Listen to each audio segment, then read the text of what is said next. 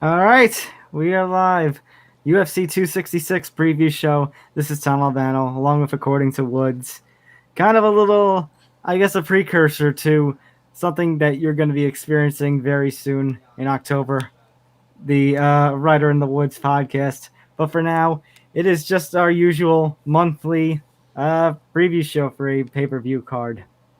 So, Unless Dana White decides Tom Albano doesn't have enough to do, not enough on his plate, and he's like, "Oh, we're gonna do a pay per view every weekend. Fuck fight nights. We're just gonna do a pay per view, whatever." So 267, 268, 269, 270 are all gonna be in October, consecutive weeks, and all $100 a pop. Fuck yes.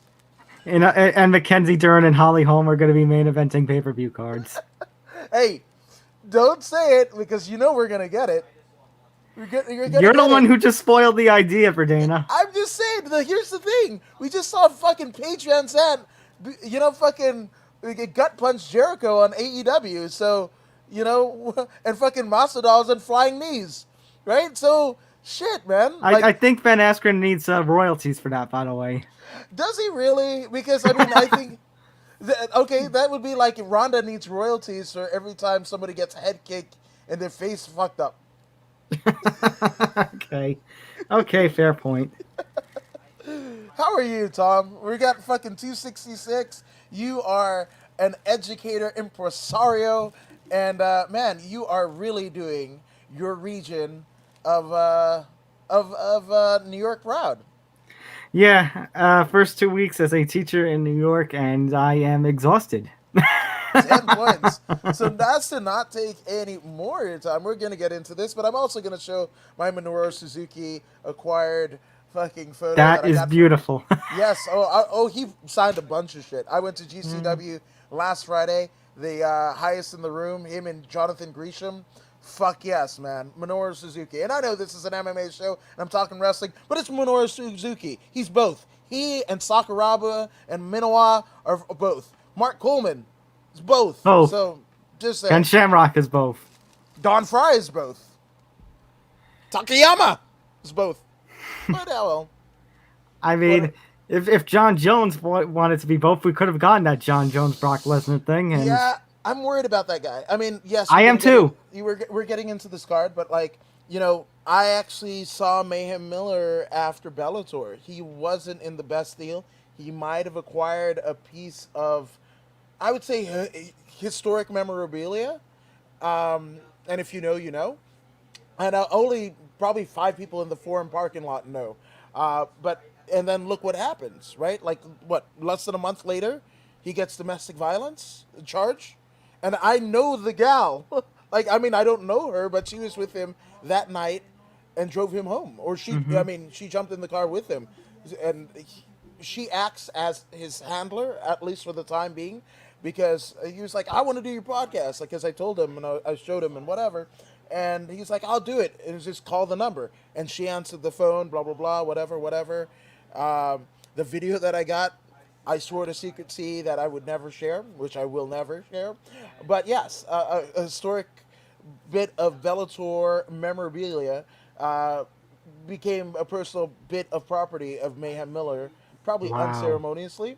But again, so that's the thing, right? So and it's kind of similar deal, right?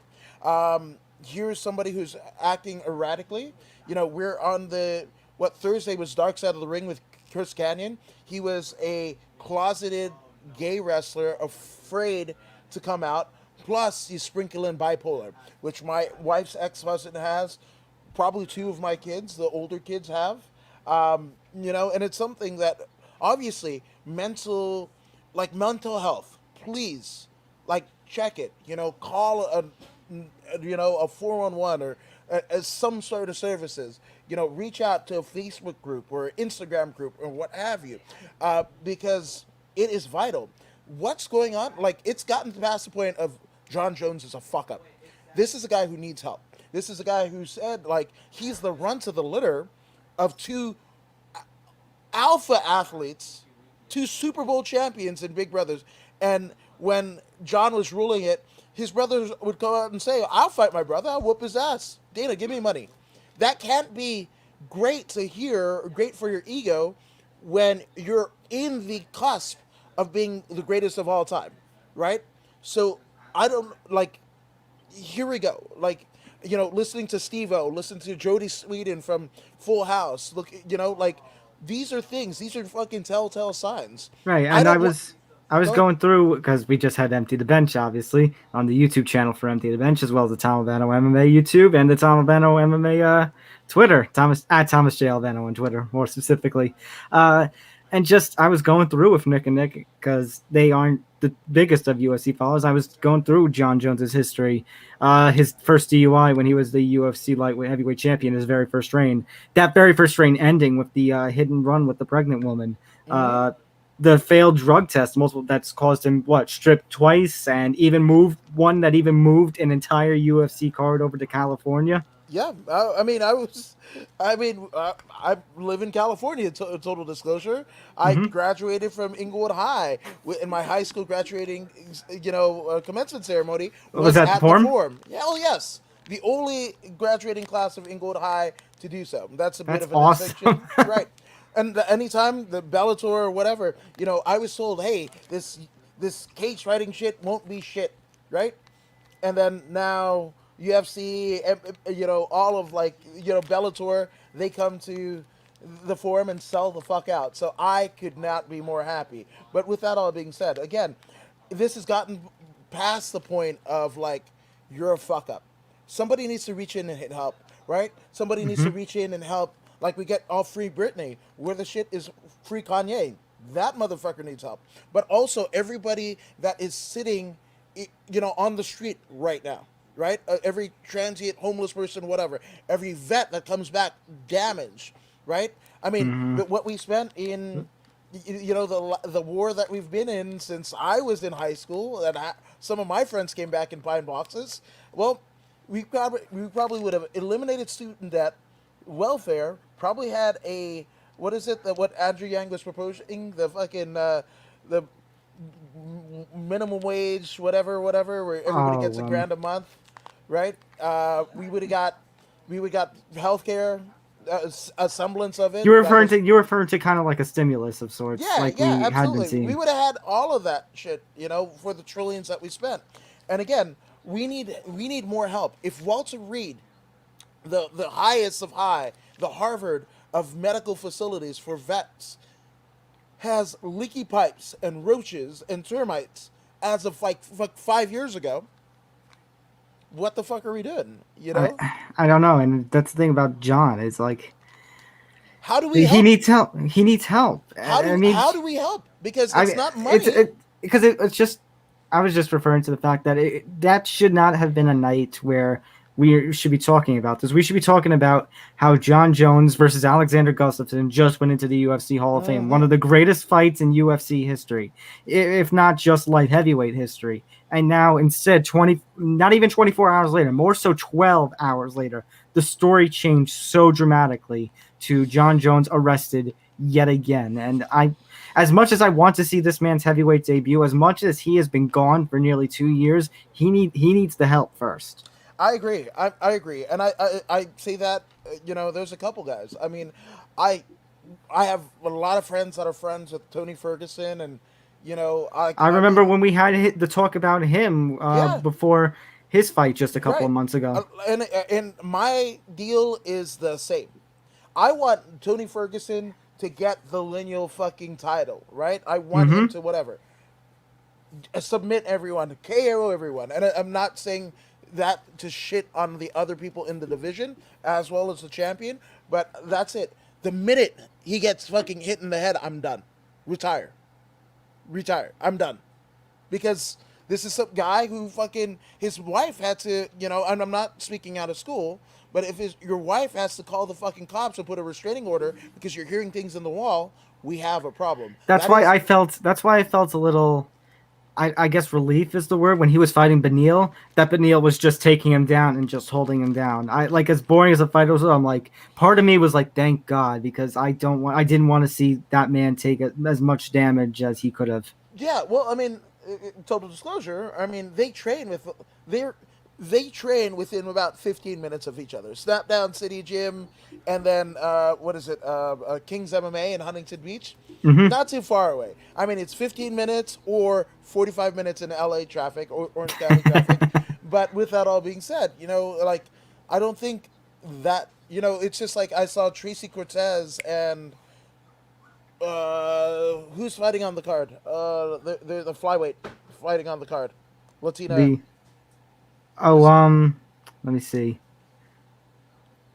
It's a flyweight fight. Yeah, it's a flyweight fight. Oh, It's Calvillo. Calvillo, right? So, on one of the embeddeds, right? You know, Ortega's signing autographs, and you know, his girlfriend. I just said her name too. Bloody hell. Uh, Calvillo. no, no, no. Tracy Cortez. Cortez. Yes, his girlfriend Cortez is there, and then we see, you know, Calvillo come in, and they hug, and they're in the same division, right? The first thing I thought is like, are they going to deny that fight if it comes down the pipeline? Because as soon as Dana probably got wind of it from one of the editors or whatever of Embedded, that's what he was going to do. So are they going to deny that fight, or are they going to do like Antonio Banderas and Woody Harrelson and play it to the bone? Like they're fucking living together, and then when the fucking big money fight comes and it's against your buddy, oh, shit gets weird. Hmm. Hey, it reminds me of this last season of Ultimate Fighter with Brady, where he had to fight his friend right at the Yeah, end of the Washington. qualifying Yeah, round. Yeah. yeah, Washington State represent. So I don't know. And this is things that, like, if you're football players, right? Like if the Jones brothers played, I'm sure they played each other, right? We I'm have sure. Jim Harbaugh and his brother, right? Oh, the Harbaugh brothers who had to play each other in the Super Super Bowl Bowl, and right? Exactly, right? So egos are bruised. Thanksgiving dinner might be weird, right? But it's not inflicting irreplaceable fucking bodily damage to someone. Like, hmm oh, we're friends, but you broke my fucking orbital bone. Oh, I walk funny from here on out for the rest of my life because you fucking, check my leg kick or whatever the fuck.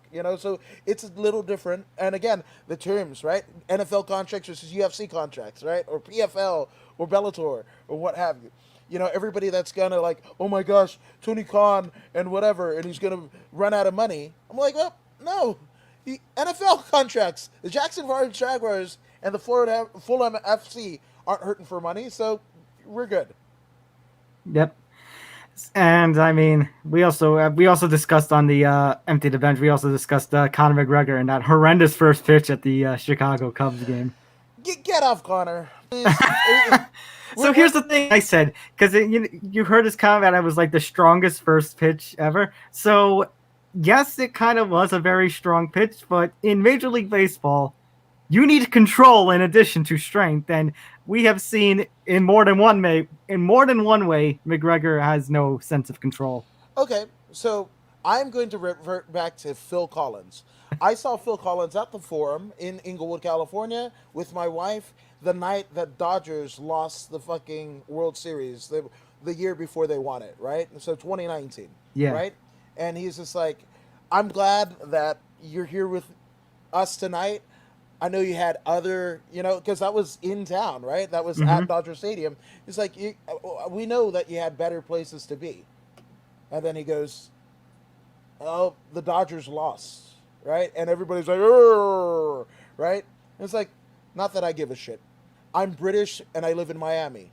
Let's have a good time. And they fucking crank into the first song, "Something Happened on the Way to Heaven." And everything is forgotten. So I apply that to Connor, right? You can't ask, I don't know, fucking Riddick Bowe to fucking be on America's Got Talent. We were lucky when we had Herschel Walker as an undefeated mixed martial artist, right? That I remember that time. Yes. So, Sean Merriman, lights out, right? They have a crazy fucking show on Fubo TV emanating from the Burbank Marriott and Convention Center on October 30th. It's a fucking crazy card.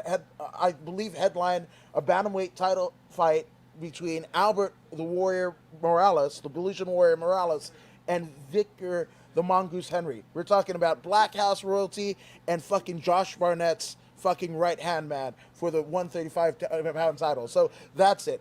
And so stop having unrealistic expectation. We don't want a monarchy, but we exalt certain politicians over the other and whatever the fuck. Like stop, just stop, folks. Conor McGregor is rich. I have proper 12. I like it. You don't have to like it. We're good. All right, let's get into it. We got 13 fights. We're gonna go with the TV prelims to start things off. So, the TV prelims and the main card itself, quite an interesting card, and we're starting things off with the legendary Roxanne Modafferi, the Happy Warrior herself, taking on Talia Santos, and we got, of course, the Happy Warrior she seems to stop every hype train as of late that comes her way. We had the Antonina Shevchenko. Yeah. Everyone thought that Roxanne was going to get murdered, and Roxanne beats her. Of course, we had Macy Barber, probably one of the biggest upsets of 2020. So it seems like if you see that little thing, the last 5 fights, lost, win, that has been Roxanne's thing in this UFC tenure. It's been win, loss, win, loss, win, loss, win, loss, and then Talia Santos, up and coming fighter, I believe, ranked. I don't know if she's ranked yet or not. I think she might be ranked number 12 or no. Maybe number 12. I don't give a shit about rankings. Well, that's it. Then again, it is the UFC rankings. Yeah, neither does the UFC. I guarantee you, Talia Santos doesn't have a picture on UFC.com. Right, going into right now, or if we check it. But either way, Talia Santos, great striking, great Muay Thai. She is one to watch right now on the flyweight scene. So it's a matter of, is Talia Santos going to batter up Roxanne, or is Roxanne going to stop another hype train? And you consider that little win loss trading back and forth. Maybe she's due for a win this time around. Yeah, I try not to MMA math it. Here's the thing. Roxanne lives in Vegas, right? Trains in Vegas. The fight's in Vegas. Fuck, man. It'd be really shitty if she gets her fucking head caved in. But it's absolutely doable with Talia Santos, because Talia Santos, especially in her last fucking outing, holy shit, man. She is one to watch, on Voodoo in the Woods. I think we might have picked against her in one of her first outings in the UFC. But after that Jillian Robertson fight last year, at the end of last year. It was just and again, unanimous decision over Meatball Molly, and fucking, she's fucking crazy good. But, again, if it stays standing, Roxanne, the Happy Warrior, because she doesn't have the killer instinct, is going to get her head caved in. Right? That's it. Even if it's a decision. Right, but that's my thing. If this fight goes to the ground, that's going to be the biggest question. Yeah, it goes to the ground, and again, Roxanne Modafferi knows how to fucking, neutralize a striker, and she's done it time and time again. Former Invicta champion, and again, remember, her and Overkill Hill, right, became Invicta champions because their first outings in the UFC weren't so great, right? So, with that all being said, this is the second time around, right? It's like the step-by-step theme song of the early 90s. And, that's the thing. The only thing about Roxanne is she doesn't have the killer instinct. She is the Happy Warrior through and through. She's more content at dressing up in what is it, a cosplay for wins. Yeah, cosplayer. Right, than, actually fucking, being a legit threat to the title, which at any given point, at any promotions that she's been in, look at her fucking win-loss record and the names that she's been in the ring, in the cage with. Holy shit. She's a Hall of Famer. She's a first ballot Hall of Famer. I think, just if you're looking at the list here, we got Viviane, Andrea, Macy, and that's just Jennifer Ryan. This is just the recent times. I mean, if we're going back, there's Vanessa Porto, there's Raquel Pennington. There's Barb Honchak, yep. Rosie Sexton, Sarah Kaufman, Tara La Rosa. Oh, Porto again, yep. Marlos Cohen. That's a first ballot Hall of Famer right there. There's Shayna Baszler. Queen of Spades. I say that Roxanne Modafferi, you mentioned Hall of Fame. I think she is perhaps one of the bigger pioneers for women's MMA. And the fact that she is still, but like Here, this is her 40 something fight, 43, 44, and I think she it's is 45th because she posted the picture 45. Yes, that's right. That's right. with Because Robbie Robbie Lawler. Lawler, the Yeah, picture. So 45 fights, and she is still going. And not only is she still going, she's still winning. She's in the UFC. That says something about a fighter. yeah, absolutely. So I mean, I don't know, but like I said, I want her to show killer instinct because I want her to get UFC gold before the end of her career is over. She might have maybe 5 fights left in her, where either she just does something else. She's training the kids class at Syndicate, and Right. by all intents and purposes, it's going great. And the signups, I mean, who wouldn't want to be fucking trained by Roxanne Modafferi, right? So, I mean, that's it, and she's getting love from the fucking, the comic book community. So, Mm-hmm. opportunities outside of fighting are going to happen, and I love those because, of course, CTE is a real fucking thing. You could maybe attribute it to, what's going on with John Jones or Mayhem Miller, but definitely you can attribute it to what happened with Chris Benoit. So I don't want to see any of these fighters fight past their prime. So Roxanne, again, I hope like it's almost the Tony Ferguson deal, and she's not as bad off, right? But it's just like, fuck it, I want her to go on a tear. The minute she gets hit in the head, I'm done. Moving on now to a big heavyweight fight. We got Shamil. Let me try to pronounce this. Abdurakhimov. Okay, that was simple. Yeah, Shamil Abdurakhimov taking on Chris Dawkins. Now, Shamil has not fought in about 2 years as of late, Abrek. He has had fights with the likes of Cyril Gahn and Augusto Sakayan. Well, Chris Dawkins canceled throughout 2020 and 2021. His last fight was at UFC 242, where he just got teed up by Curtis Blades. Prior to that, was on a win streak with Sherman Arlovsky and Tybura. Before that, he was finished in a UFC Fight Night main event towards the end of 2016 by one Derek Lewis. And Chris Dawkins is a fighter I've had my eye on in the heavyweight division, tearing up through the likes of Danny Holmes, Parker Porter, Nascimento, and then the last fight was the big test against Alexei Olenek, and he made quick work of Olenek. Now, maybe that's Olenek going downhill, but again, Olenek is a guy we were just talking about with Roxanne, who is a longevity, a guy who is still around and still able to win. So Chris Dawkins, he is a young up and comer. Well, as young as 32 years old, but I guess in the heavyweight division, age doesn't mean as much as the other divisions. But Chris Dawkins is somebody I've had my eye on, and I'm very confident that he is going to tear Shamil up, tee him up. I, I everything is. I like your analysis, but here's the thing: Shamil is a tenured veteran, right? I mean, when you've got was it a win over Derek Lewis or No, he lost to Derek Lewis. okay, even He still, beat Sherman. He beat Arlovsky. okay, but even still, right? Theoretically speaking, because Chris Dawkins' ground game is pretty much nil, at least in his UFC tenure, right? So with that all being said, Derek Lewis is the template that Chris Dawkins was born from, right? So if that's the case, and Chris Dawkins, I mean, again, Derek Lewis is the most evolved version of Chris Dawkins, right? And you're in your infancy of being the Black Beast. You're one thing on the chest. You're halfway through that dip that he does, right? You're my ball, not my balls is hot. My ball is Chris Dawkins, right? So with that all being said, I think the veteran savvy, the generalship of Shamil takes Dawkins. Now, the thing about it is, if Dawkins touches Shamil's chin, it's lights the fuck out. It's For a Shamil. problem. Yes, Yeah. it's done. He'll knock you onto Dream Street like the fucking boy band fronted by Jesse McCartney in 1997. So with that all being said, yeah, I guess I want Shamil to win, especially after the long layoff. I like the veterans, the tenured veterans, but again, Dawkins, his fucking fists are the equalizers. Those big fucking paws. If he fucking touches Shamil's chin, it is, as Sean Merriman says, lights out.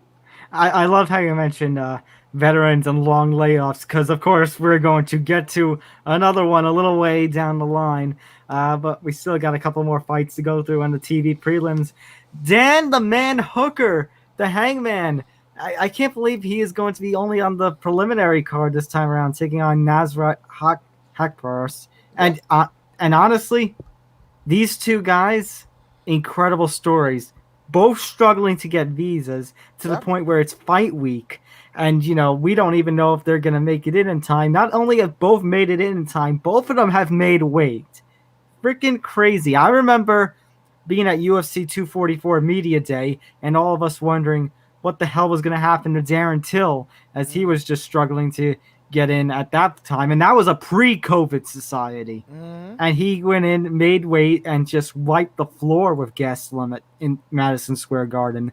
And now to think that both of these guys have done it is unreal. Yeah, And Dan Hooker, obviously, he was a big up and comer in the lightweight division, has suffered a couple of losses to Poirier and to Mike Chandler in Chandler's UFC debut.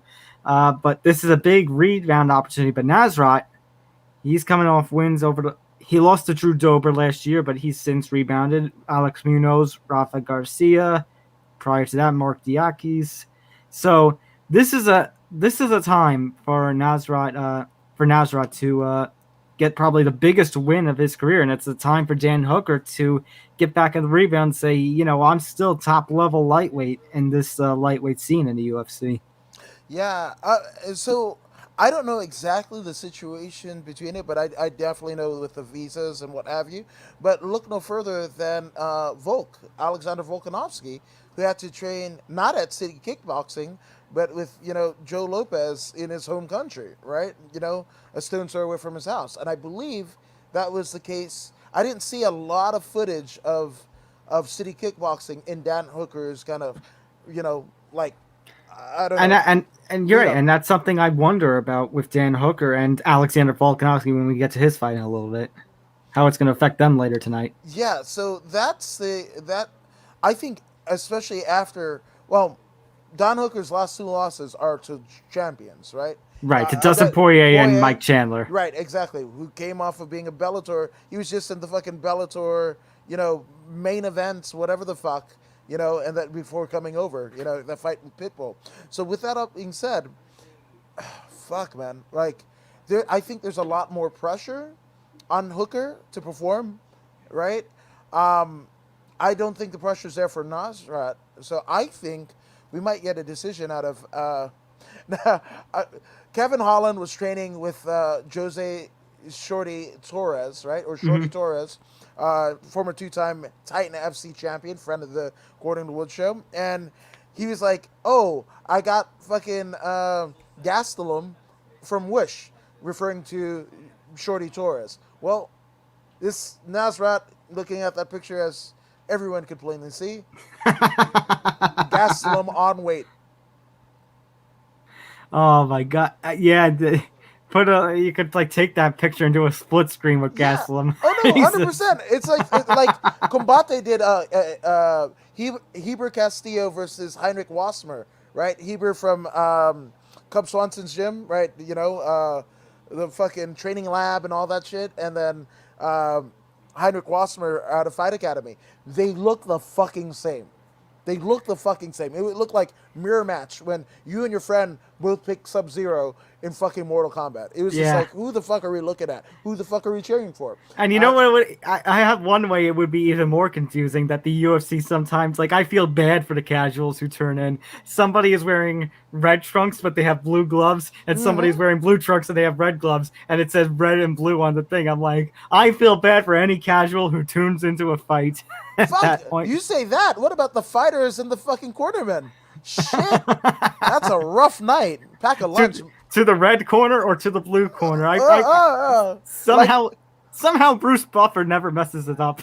because he's fucking Bruce Buffer. He's like one of the greatest of all time. And if you're not saying he is, then you're saying his brother Mike or the Lennon, Jimmy Sr. and Jimmy Lennon Jr. So Mm-hmm. there's There's that, or any of the litany of AEW or WWE stuff who've ventured in. I mean, Justin Roberts before AEW was doing a lion fight. Lillian Garcia is with PFL. You know, even Ken Anderson got a fucking run with a boxing promotion. So I'm just saying. Certainly.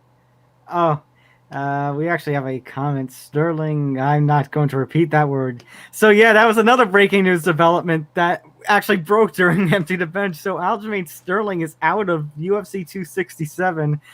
I was looking forward to that rematch. I wanted to see what would happen. You And know who wasn't looking forward to that rematch? Aljamain Sterling? Fuck yes.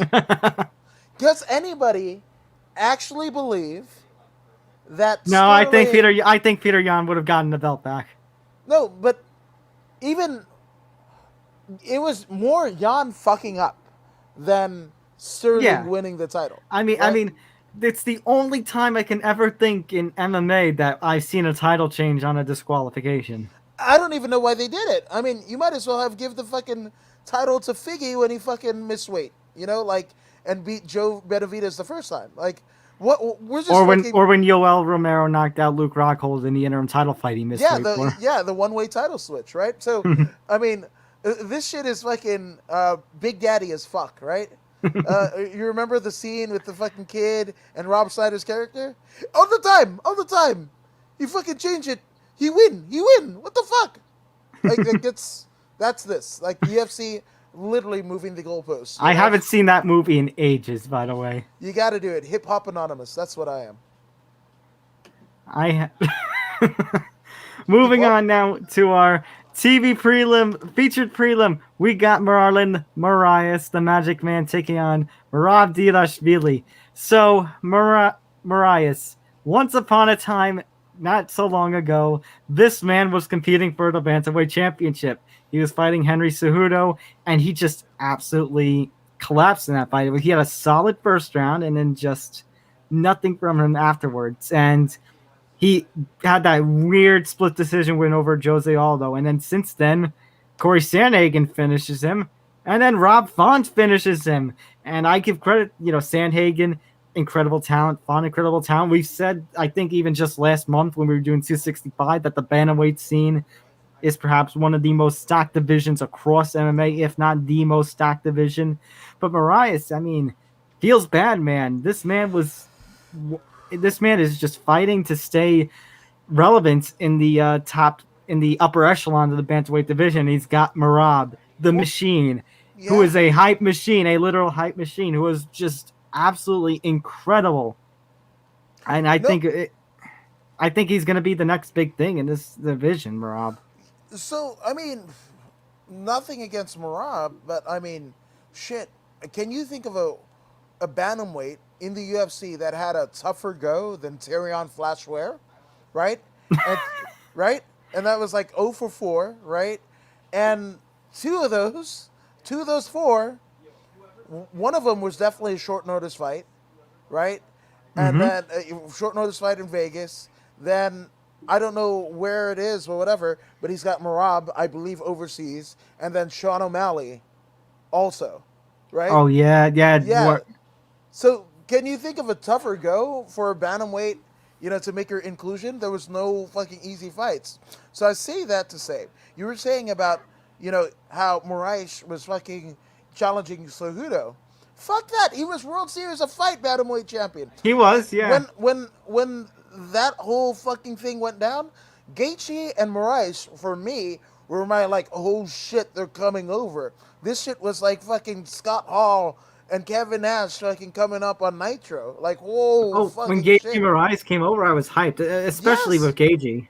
Yeah. Well, both of them. They fucking were the cornerstones. I mean, if what's his name? Chandler and Eddie Alvarez are two of the cornerstones that built Bellator. Well, PFL. I mean, yeah, and its previous World Series of incarnation. Fighting, which soon became PFL. Right. Yeah, Gagey Moraes, they were like the Those are the cornerstones. two. Those are the two. So with that all being said, like he was a champion, and it's how far he's fallen, unfortunately. And here I would like him to have, maybe after the fight with Aldo, maybe seeing like a sports psychiatrist or whatever. There's something not clicking because when he's good, he's great.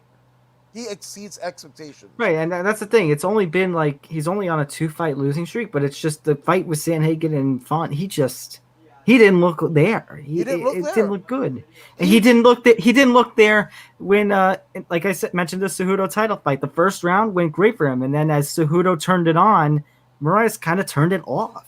right. He almost in those fights that you mentioned, he reminded me so much of Edson Barbosa and Habib. But Edson Barbosa, after third round of getting just like effortlessly taken down, and you saw a fucking like like The fucking look of Edson. defeat. No, it was his soul. His Uh, fucking soul was taken. The fucking Habib the Eagle became the fucking Undertaker, and we fucking took the soul. Hell, not even the Undertaker, the Soul Taker, the previous incarnation of the Godfather, fucking Kama, fucking whatever, Papa Shango, whatever. When he was in Memphis, he was the Soul Taker. So fucking Eagle became the Soul Taker for one Edson Barbosa, and Moraes looked like that at the fucking start of the fight. So what the fuck is going on? That's why I say sports psychologists, right? And especially after the losses, and two kind of upstarts in both Sanhagen and Fonts, right? So that's what I'm saying. Like Moraes is one of the fucking best jiu-jitsu practitioners in that fucking division in the world, right? How come we're not seeing it? I fucking don't know. Sorry for turning my head. By the way, it's just Anthony Joshua and Alexander Usyk are making their walkouts right now for that boxing title fight. Oh, I have no idea what the fuck that is. I stopped watching boxing.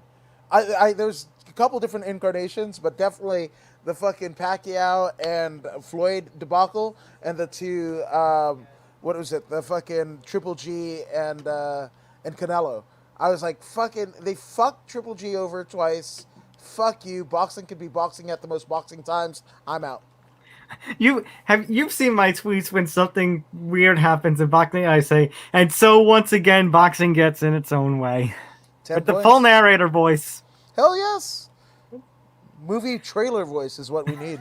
Jesus Christ. All right, main card: Jessica Andrade, Cynthia Calvillo. We got a firefight to start this card off. The main card, rather, pay-per-view card. So Jessica Andrade, their first fight since getting teed up by Valentina Shevchenko, who defends her title tonight, and then Cynthia Calvillo, who ends up winning against Jessica but then loses to Caitlin Chikakian in November. So opportunity for Cynthia Calvillo to get back into the upper echelon, into that top three of sorts, and Jessica Andrade, kind of a rebound fight that she might need. Yeah, this one, you're absolutely right. This shit is going to be a firefight, right? These two are going to come out swinging. I mean, technical boxing, but yeah, they're going to come out swinging. Mm-hmm.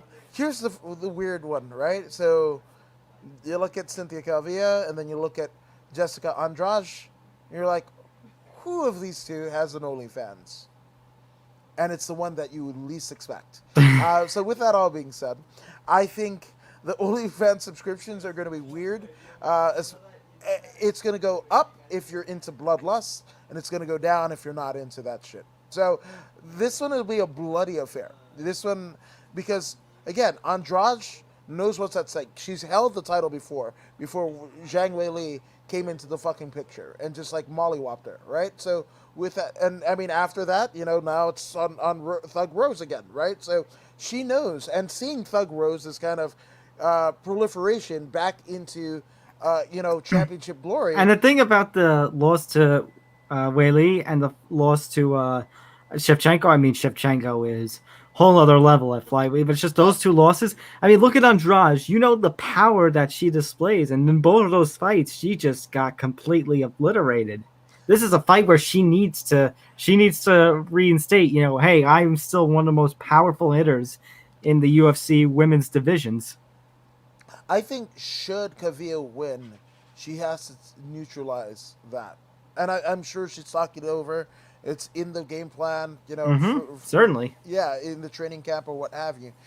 I don't want to say it's the only way, but if you're thinking that you're gonna KO Andrade, oh god, Again, if your name's not Weili Zhang or Valentina Shevchenko, I don't really see any way Andrade can, or Amanda Nunes. I guess you can add that yeah, too. I absolutely. don't see any way that Andrade gets knocked out unless it's one of those three women. Yeah, and the thing about it is she hasn't taken much head damage throughout the course of her career. Nope. This is somebody that I don't worry about unless something drastically, fucks up in the next 5 years, or in the next 5 fights rather. She's got great defense. She's got, it's a good deal for Andrade. So it's uh, really Calvillo is the one to show that she's not just a pretty face. She's willing to compete with one of the best in the world, and beating a former world champion in the division will put her right in line. But And again, I think she has proven that she's not just another pretty face, but Jessica Andrade is a whole she's a whole other level. This is for Cynthia Calvillo, this is not fighting Jessica I who's missed weight. This is not, fighting any of the fighters that she fought in her first run when Dana White, absolutely loved her and just kept booking her. This is Jessica Andrade. Like you mentioned, this is a former champion. This is in one weight class and a former title challenger in this weight class. mm, This is a whole other level, and that's she needs to prove something because right now my money is only on Andrade. yeah, it's again, this is just one of those deals where again, Cynthia Calvillo really has to neutralize, Andrade's boxing and striking and power, and get her on the ground. She's Andrade is the Brazilian that really doesn't do, I mean, isn't known for their jiu-jitsu. Almost like Junior Dos Santos. It's like being a Jackson and not knowing how to sing or dance, or an Osman not knowing how to sing or dance. It's like, what the fuck are you doing? So, yeah. So, I think this is going to be a fun fight. This could be a contender of fight of the night because of the stakes that both ladies put on themselves. So, fuck yes, I am in. Heavyweight time once again. It's Curtis Blades and Jairzinho Rosenstrike. This is Blades' first fight since he was knocked into oblivion earlier this year by Derek Lewis. Thank And God. for Jairzinho Rosenstrike, he is coming off. Well, let me put it this way: after his incredible run in 2019, he lost to Ngannou. He got the rebound against Dos Santos. Then he lost to Cyril Gahn, and it was just. I know it wasn't a boring fight, but considering Gahn fought the way that got him the win, and now he's interim champ, it was just an absolutely disappointing, awful affair for Rosenstrike. Fortunately for him, he rebounds and gets a first round knockout at the very last second of the first round of Augusto Sakai. So Mm-hmm. it's just plain and simple. This for Blades, this is just like that Derek Lewis fight. If Blades can continue to take down, like Cyril Gahn did to Rosenstrike, just take down, just grapple him up, and just leave Rosenstrike unable to do anything for 15 minutes, this is Blades' fight. But all he needs to do is let his guard down for 1 second, and Rosenstrike is going to just obliterate him Knock him to another orbit. and got right and Ganu Overeem style, put Mm-hmm. him into another atmosphere, Yeah, and no. that's what I'm worried about. I think that might happen in this fight. So I'm sorry. I know friends that train with Curtis, and by all intents and purposes, he's a great person, right? But he still fucking like sticks under my craw about fucking Brock coming into the fucking octagon after Miocic's DC. First one or second one? First one. Yeah, first one. Yeah, first one. Right, and yeah, it's just like what it. He was like, I'm a true Marcianus. I'm true Marcianus, or whatever. He reminded me of the fucking Stephen Root's character in fucking Office Space. This is a stapler and stapler, I believe you right? have my stupidor. Yeah, exactly, right? So, and what did Dana White say? Dana White told him, he's like, oh, you're martial artist? Cool, bro. Cool story. You're going to be fucking in Colorado or wherever the fuck you come from in, teaching kids judo in a fucking strip mall at the end of the strip mall. Like, that's not world champion. That's not what I'm looking for. in a world champion, right? So Blades still doesn't get it. He's been in the UFC this long. Like I remember doing weighing in and fights and films like 4 years ago, and we are like, oh, fucking Curtis Blades is the one to watch. Fucking world champion. I remember I brought up Overeem. I remember when he was laying the elbows to Overeem, and Overeem's face like got Split. so bloodied up. Like Yeah. I just was jaw dropped. I'm like, okay, this guy is going to be a big deal. And I mean, he's gotten to the top, near the heavyweight top of the rankings, but Huh? since Really? he's gotten to the technically he was like a 2 or 3 when he fought Ngannou the second time. Okay. Okay, who's the interim champ right now? But the interim champ right now is gone.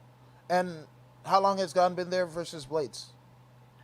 Now I understand your point. Okay. I was just saying that technically Blades has been a number 2 or a number 3 That's contender. cool. And again, he will fucking get leapfrogged and leapfrogged and leapfrogged. Like, oh, drunk guy in the fucking third row? You want a title shot? Fuck it, let's do it. Before Blades. I mean, you're not wrong. You're not wrong. Yeah, so, I mean, shit, you and I will get a title shot before Blades. Not that I would want it. Fuck, I don't want fucking Ngannou or Blades. I was gonna say you want to go into the ring with Francis and Ngannou. No, I said I'll fucking post her a picture, post it on my fucking Instagram. Hopefully I get some followers out of that and subscribers to the fucking podcast, and then I'm out. I'm fucking out. Just like that fucking boxer who fucking got into the ring and fucking got out before his entrance movie he played. That's me. So with that all being said, Are you ready? Are you ready? Let's ready? fight. Yeah, I was gonna say it's like that one fighter drops to the knees and just taps out right away. Oh, 100%. And exits the cage. I'm Bob Sapping it. I'm just like bam, bam, bam. No. So I want Rosenstrike to win. Suriname, where he's from, they could use a fucking champion. They're going through some weird shit, just historically. Blades, again, still hasn't got it. If the all this purity of the sport. I don't watch wrestling because I like MMA. I watch, like, fuck all that shit. If wrestling could get eliminated from the Olympics, literally, the reason why we have an Olympics is wrestling of some sort.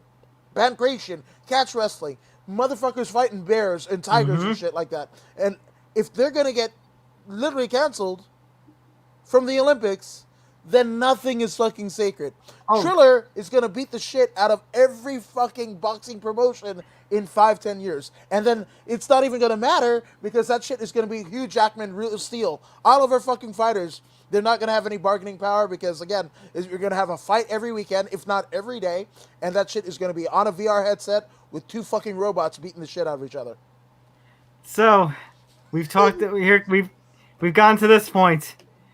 Nick Diaz and Robbie Lawler. Robbie Lawler, who's been on a massive downward turn over the last few years, versus Nick Diaz, who hasn't fought in the UFC in 6 years, nearly 7 years.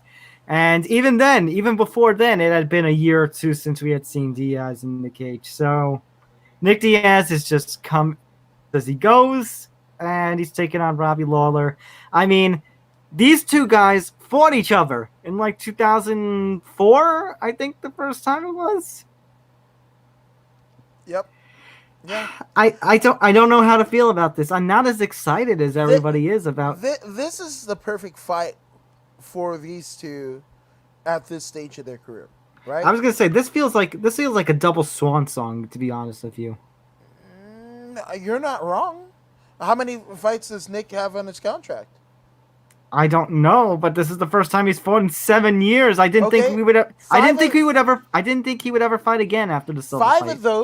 Five of those was fucking Nevada State Athletic Commission bullshit ass fucking marijuana fucking whatever the fuck. He got hit the hardest that any. I remember the outrage. Right. So wouldn't you be pissed for 2 years? Especially if you're with. Fuck. Here's the thing. You're making appearances for High Rollers BJJ.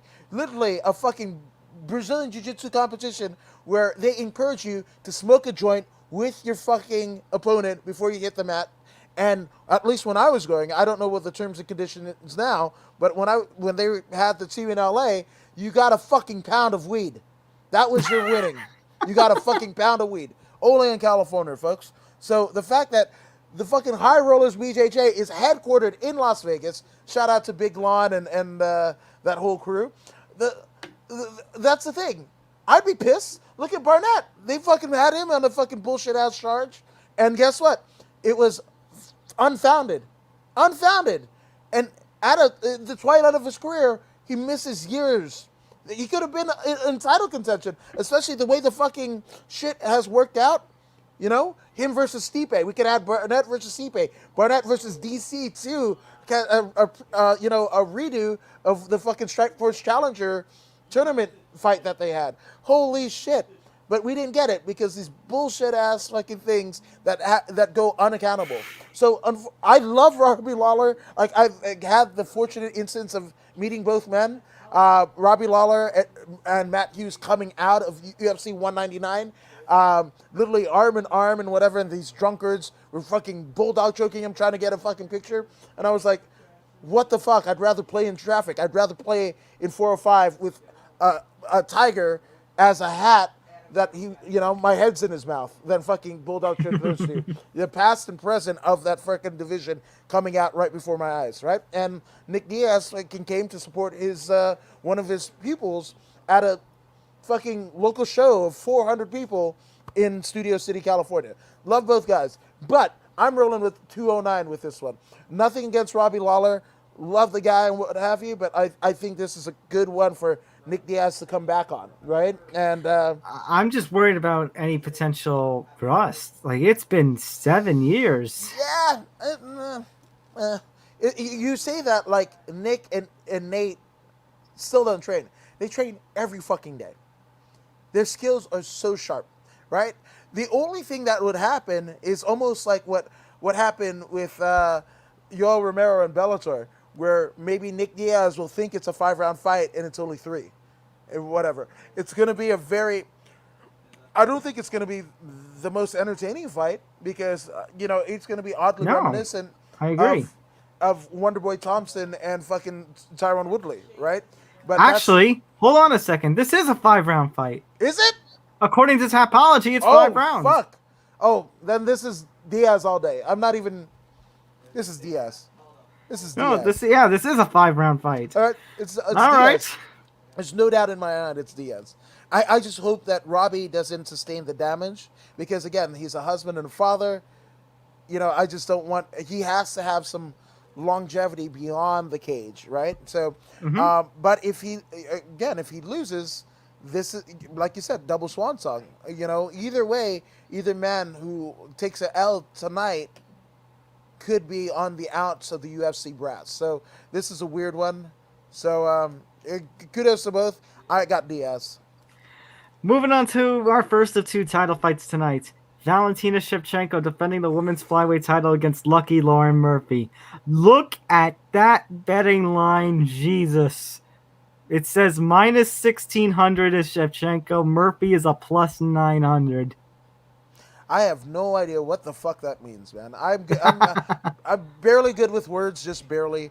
Getting better with basically that Shevchenko is such a favorite, and that basically there is no chance for Lauren Murphy. That's what that means. Okay. Yes, absolutely. And again, I hate to say it because I again have friends within the, Lord Murphy's camp and what have you. I know people that in many of Shevchenko's excursions with Antonina and Coach Pavel, which I didn't even know he was married until I saw one of the countdown, and he's kissing his wife in the octagon after Valentina's last fight. So I was just like, oh shit, he's got a wife that tags along with him, right? So that's cool. But yeah, this is, I'm not saying that Lauren's skills aren't up to snuff because they absolutely are. That would be to fucking degrade her whole deal and like the flyweight division or anybody that's competed in MMA ever, right? But the fact of the matter is, Lauren Murphy, if Lady Luck is not on her side, which she happens to be Lady Luck in her moniker, right? Yeah, she's a lamb to the slaughter. So that's the thing. Like Lauren Murphy, she has been on an incredible win streak. She's being Andrea Lee, Roxanne Modafferi, Shakarova, JoJo, Barella, she beat Honchak on the Tough 26 finale. The loss to Eubanks was the only loss in this span. But I mean, Valentina Shevchenko, in terms of fighter skills, it's just another level. Shevchenko is, I don't know, it's getting to the point where we It's need to like see Nunes. right we need to see maybe Shevchenko Nunes 3. And as much as Dana has been saying no and no, I think he heard his recent comments at the press conference. He's starting to realize, maybe it needs to happen because Shevchenko was just wiping the floor. Look at the Andrade fight I mentioned before. I thought that one was going to be so much closer, and yet Shevchenko just went whop, boom, boom, boom, just completely wiped the floor with her. Yeah, I mean it's getting scary, and I know. I think one championship and other promotions have. Wait, no, no. Of course, we have a men's flyweight, right? I put Yeah. yeah. Shevchenko could As much probably as the carry. UFC wanted to get rid of it, yes. Yeah. Oh yeah, Davidson. So outside of like what the top five, right? I think Shevchenko might have a, like might give the top 15 problems And the of the men's fight, men's. yeah, Yeah. I don't blame. I could see it. I could Yeah. honestly see it. Yeah. So that's it. I hope the best, but I feel like Lauren Murphy will not be the same after this, and that's a scary thought. All right, let's talk about the big one, the main event. I know everyone's excited about Diaz. I know we got that women's fight, which is here it is. This is the one technically you pay your money to see. It's the tough coaches fight. Alexander Volkanovski versus Brian Ortega. Alexander Volkanovski looking for respect after that controversial second win against Max Holloway. Brian Ortega, he lost to Holloway, disappeared for a couple of years, ends up making a one-sided victory against the Korean Zombie, and now he's in a title fight. So, and do you think if Holloway gets past Yair Rodriguez in a couple of months, the winner of this fight may just have to face Max again? Yeah, no, that's a very real possibility, and I like that because I think Max deserves another crack. Especially if it's Ortega, who they've only fought once. Right, absolutely. So, or get it that win back where it counts in a title fight with Volkanovski, especially That's true too. right, assuming Max can beat Volkanovski, you know, seemingly in their third fight. But here's the thing. I mean, I'm out here in LA. Ortega and his team have never been nothing but absolute gentlemen to me. Like, absolute fucking gentlemen. With that all being said, I've been very put off by him in terms of his demeanor when it comes to both on the Ultimate Fighter and then the, subsequent countdowns and embeddeds. There's just like, I don't want to say things have gone to his head, but if you were to make an argument, you could definitely say that. And I always think that the title will embolden that even more, right? That anytime we see people that bite off more than they can chew, very rarely does it work out to be in their best interest, right? Very fucking rarely, right? So it all is the age of the fall, right? To coin the faction of Ring of I was Honor. going to mention Ring of Honor, yeah. Yeah, absolutely. So with that all being said, I have not been a fan of Volkanovski up until this point, right? I think he is like the driest witted, humored person, non-engaging, whatever. Like him, and I want to say for different reasons, either yeah, Tyron Woodley as well as Usman. Those are the three that 15. I gave it 15 minutes grace period on Rogan. I could not do it. It was just, Usman doesn't know who he is as a 30 some odd year old champion. Woodley is just head in the clouds, and Volkanovski is just watching paint dry, right? And even him and Joe Lopez, right? He had this weird, like they joke around with the camera, but nobody got it. It was either a regional Aussie joke or it was just a joke that fell flat. So, with that all being said, I believe that Volk because of the Ultimate Fighter, because I think Ortega is his nemesis. The Lex Luthor to his Superman. That Mm-hmm. he's actually shown a lot more personality in the fucking countdown. I didn't know he had a wife and kids. I had no idea. Right? There was not much that we knew about Volk. He's shown that kind of entertainment side by just being himself, right? But again, he needs that villain, and not saying that Brian Ortega is a villain, because look at Ortega's story and what he's been through, and he's a hero, especially here in LA. But You hear it every Modelo commercial. yeah, 10 years ago, Brian Ortega had a choice. yeah, 100%. I was there at 199 when he, made that speech, that impassionate speech, like, Dana, I want to be the fucking face of the promotion, charity, all that shit. I'm your guy, right? I was there. I heard him say it, right? So there's that. But there's a part of me that feels like he's gotten a little bit too big for his britches. These things, right? The Tracy or Cortez, and the fucking lowrider that he got, which is a fucking sweet ass fucking car. I wouldn't be mad at it, and if I had I was in a position and AMC went to the fucking moon like it's supposed to do, I probably would do the same. But with that all being said, let the best man win. Let the best man win. Like, yeah, so that's the thing. Like, I don't know how to judge this fight because going into the fight with Korean Zombie, I thought Ortega was going to get pieced up. I thought that was a horrible fight to be booked for, a long layoff like that. I thought Korean Zombie was going to just batter him. And instead, Ortega, fought patiently, used reach, and basically, was able to give the Korean Zombie so much trouble that Zombie had no answers. But the problem is, in terms of fight analysis, I don't know about this time because Volkanovski is the one with the reach advantage here. Volkanovski has some pretty good boxing. right. This is, But I don't know. I don't know. Like you, I don't know what to make heads or tails of this fight. Yeah, and the thing about so I'm 5'9", in total disclosure, right? So same. Yeah. So twinsies. But every time I've been around Ortega, he's towered over me. So he's at least 5'10", 5'11", even 6 feet, right? So if Volk, he might have the reach advantage, right? But the height advantage, are we going to see just Tapology says that Ortega's 5'8", but I don't know if I buy that.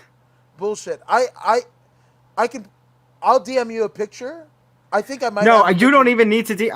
Even I know that's BS. Yeah, He looks taller when he fought Zombie. Zombie, hell yes, and Zombie is about 5'10", somewhere in that neighborhood, right? So with that being said, I love that going into the Ultimate Fighter, a lot of people were like, oh, Ortega, and then I feel like there's been a little bit of a shift with people coming over to Volk's side, right? Where they hadn't been in his title reign up to this point with the 2 fights with Max and all of this shit, So like, I think it's gonna be. This has a fucking big fight feel. Yes, the Diaz Lawler 3 has a big fight, or 2 has a big fight feel. Of course, the fucking flyweight Shevchenko and Lauren Murphy has a big fight feel, but this one has a big fight feel. This is one of the most stacked cards in UFC history. Like, and it sounds hyperbole, right? Well, I mean, it is International Fight Week. It's the return of Fight Week after they didn't have one in 2020 with COVID. Yeah, so I mean, this is the best. You could expect luminaries to be there that aren't already at the fucking. The fight's going on. So if they're at that fight that you're watching on the other screen, then they're not going to be at this one because the time. Right, I was gonna say, well, over here they're in the UK, so. Yeah. So I don't know. You'll get Robbie. I mean, Williams, if Elon Musk wants to come up with a way to quickly transport from the UK to Las Vegas, I mean, I'm all for it. I was like, the boxing fight probably has Robbie Williams and David Beckham, and then whoever the fuck else is going to be here, Probably Las Vegas Raider or some odd whatever that I don't. You're probably going to see the Red Hot Chili Peppers there. Ooh, after Steve-O. the Kiedis and the fucking. Like, I have a picture with Kiedis. After the whole Epstein list, I'm like, ooh, I don't know. I don't want to. Steve-O's probably just gonna be Oh, there. Steve-O's gonna be there for sure. They might as well put what is it? Machine Gun Kelly and Megan Fox will probably be there or something. Somebody said, somebody said, I don't know how Machine Gun Kelly could fucking get with Megan Fox, and I just did a Orange Cassidy. That's weird. I needed Also, somebody like that, and I don't know why. also, one last thing here before we go. Actually, a little update. Okay, Hooba Stank. What? One last thing before I go. I just want you to know. You didn't come here for my vocalizers. A little update per MMA fighting and Helwani. A little update to the Sterling news. Okay. So, it looks like the plan is to do interim title, and the front runner right now for the potential late notice opponent for Jan, Corey Sandhagen, as TJ Dillashaw is unable to make that fight because he's just coming off of surgery. So even in a controversial split decision loss, it looks like Sandhagen, albeit an interim one, may be getting a title fight. Hey, they did the same thing with fucking Aldo after Moraes, right? He got a title fight. And how many title fights did Aldo get after the Conor deal? I think he got 3, right? Something like that. Yeah, he got 3 and still couldn't bring it back home. Well, he lost the title to Conor. Right. Then he and Edgar fought for the interim belt. Right. Got promoted to full champion, lost to Holloway, and then he became a late notice opponent after Edgar fell out against Holloway, and Holloway beat him again. Yeah, absolutely. So I forgot the whole fucking lineage of how that happened. Yeah, I mean, and that all came about because Rumble Johnson and Cormier got canceled for 206. Mm-hmm. Yeah, it's just fucking weird, the fucking labyrinth that you can go down. But I like the fucking Sanhagen, Jan, yeah, I like that fight. I like it. I mean, I don't know what the fuck did Aljamain make a fucking like blood sacrifice or some shit like that? Because I don't know. Even fucking Conor got stripped. I would, they did the fucking Ngannou, like Derek Lewis, that debacle, right? I mean, did we go over it? Like fucking, they wanted like Derek Lewis to fucking win the title in Houston, whatever, right. To kind of capitalize on my balls is hot and the Popeye's chicken and all that fucking shit that Derek Lewis does. And guess what? Ngannou's not ready or whatever, so they pull in fucking Gane. And then Gane baits the brakes off of fucking Lewis. Houston crowd, not happy. The fucking governor of Texas is there. They were supposed to like anoint fucking Derek Lewis as the UFC interim champion, and we're gonna get the fight that we wanted. And now we got Gane and Ngannou, which is gonna. Do you remember the press conference before that? The French reporter asking, "How would you feel if Gane beats you in front of your hometown?" And he says, "Fuck you, fuck France, and fuck you," or something like that. Fuck him and fuck you. And then you should have taken. What did Ted DiBiase say backstage after the Cody Rhodes tag match? He was trying to fuck on me. There we go. That's it. And that will do it. Thank you again for joining me, Mr. Woods, for another pay-per-view preview show. This is not it. Because again, coming in a few short weeks, a Rider in the Woods, right? If we couldn't have According to Woods and Voodoo in the Woods, we have another Woods kind of tinge fucking show, but with the great Tom Albino. He's going to somehow make time for at least 1 hour, maybe 15 minutes. Maybe we're doing 15 minutes, 3 o'clock in the morning, local time, which is like 7 o'clock there. He might have coffee in hand, and he's getting the fucking ferry across the road. But whatever, we're going to bring you a Rider in the Woods. Part of the Empty the Bench Sports Podcast Network. Damn right. And guess what? If you follow us on Twitter, you will be with an invisible person. That is the one and only John Cena's verified profile was, I think, our first follow. So yeah. Not even 2 hours after we made the account. But that was more me. That was more Tom Albano than me, because I don't know how to work the Twitter machine. But yeah, fucking enjoy the fights, everyone. Well, It doesn't matter who wins, we all win. There's Extreme Rules tomorrow. oh yeah. Hopefully, Rey Mysterio doesn't lose an eye. The whole thing is going to be shit because AEW's tops. All my What, favorite wrestlers are going over there, so fuck it. whether and I will be with you for however long for a Rider in the Woods. Whether it's 20 hours, whether it's 15 seconds or it's 3 minutes. Wait a Oof. minute. You Did I just hear myself say 3 minutes? minute warning? Oh shit! Oh, was that a plug for me being on Bishop's podcast on Thursday? I guess it is. Yes. Okay. Oh yeah, I was on after 83 weeks with Chrissy Olsen, Steve Kaufman, and yes, the one and only Eric Bischoff. So you can check that out on the 83 weeks YouTube channel and ad-free shows. So free plug for them. And yeah, if you don't already do it, follow Thomas Albano on all of his social media. I believe it's for the most part either Thomas J Albano or At Thomas J. Albano, yes. Yes, absolutely. You can see it scrolling across the bottom here. There's our Absolutely. Twitters. Please And, go give follows. Yeah, according to Woods, when you're not getting podcasts, you're getting memes. And I realized when I was doing laundry this morning, I do my laundry like a fucking bank robber. I get my shit in, I stuff it all in the bag, and I make a hasty, haphazard exit. Hell yes. So with that being said, fuck yes. Enjoy some fights, enjoy some wrestling, enjoy whatever the fuck. You want fucking kittens crocheting fucking yarn? Yeah, fucking do that. Do that. Like, do whatever the fuck you want. It's a free country. If you're not in a free country, you probably aren't watching this fucking podcast. or any fucking podcast. But shout out to hopefully people and all those people getting help, whatever help they need.